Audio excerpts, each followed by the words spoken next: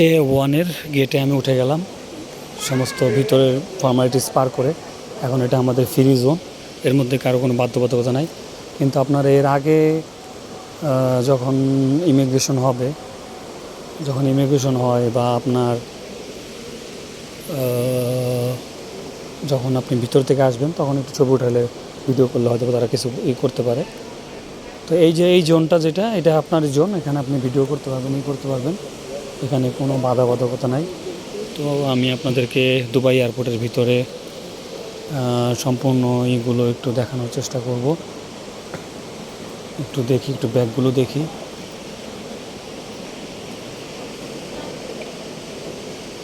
Ma'am, can I take picture? Price তো এখানে দাম দেওয়া আছে, সুন্দর সুন্দর ব্যাগেজ আছে।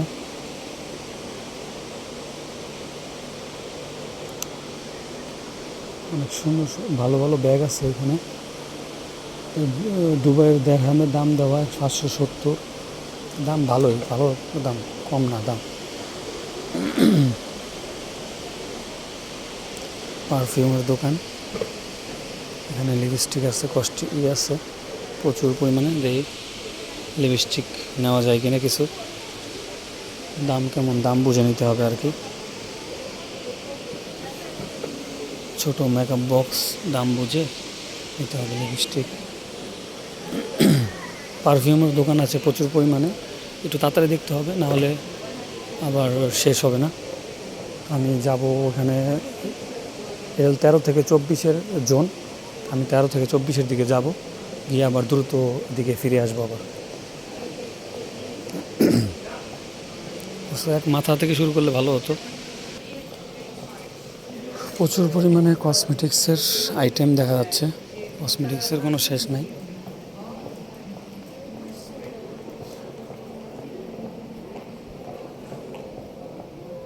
দুবাই,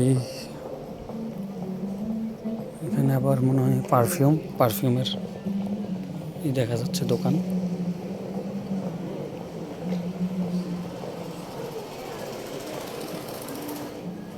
A40 থেকে A70-র গেট ওদিকে।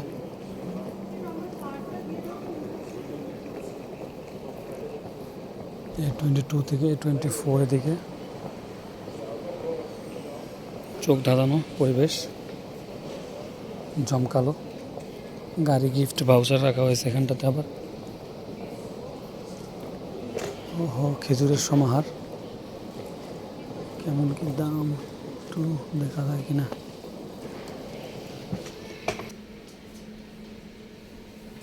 এই হলো দুবাই এয়ারপোর্টের ভিতরে দৃশ্য। তো দেখে আপনি শেষ করতে পারবেন না, কোনটা থেকে কোনটা দেখবেন, দেখার শেষ থাকবে না কোনো। এত পরিমাণে চকলেট দিয়ে ভরা, কই দেখবেন আর কি কিনবেন। এই যে কিন্ডার, আপনার $10, মানে এত কত সস্তা ছিল। এই যে মিল্কার দামটা দেখলে আমি বুঝতে পারবো মিল্কা কত করে।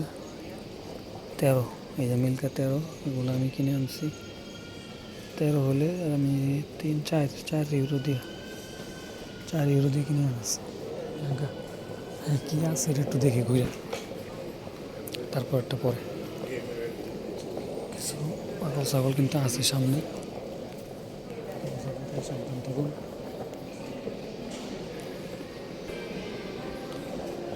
ব্যাগের দোকান আছে, আপনারা ব্যাগ কিনতে পারবেন এখানটাতে। প্রচুর পরিমাণে ব্যাগের দোকান আছে। এদিকে যাওয়ার দরকার নেই, এখানে আপনার ইলেকট্রনিক অ্যাক্সেসরিজের দোকান, ইলেকট্রনিক অ্যাক্সেসরিজ নিতে পারবেন এখান থেকে নিতে চাইলে। কাপড় চোপড় আছে, নেপালি লোকজন দেখতেছি, চায়না নেপালি দেখতে পাচ্ছি। এখানে রেস্টুরেন্ট আছে কিছু, দেখতে পেয়েছেন বন্ধুরা। রেস্টুরেন্টের প্রাইসগুলো কেমন এটা একটু আমরা দেখার চেষ্টা করি। প্রাইস 18 হেড, কফি শপ আছে, কফিও খেতে পারবেন আপনারা প্রিয় বন্ধুরা। এক নজরে আমি একটু দুবাই এয়ারপোর্ট যে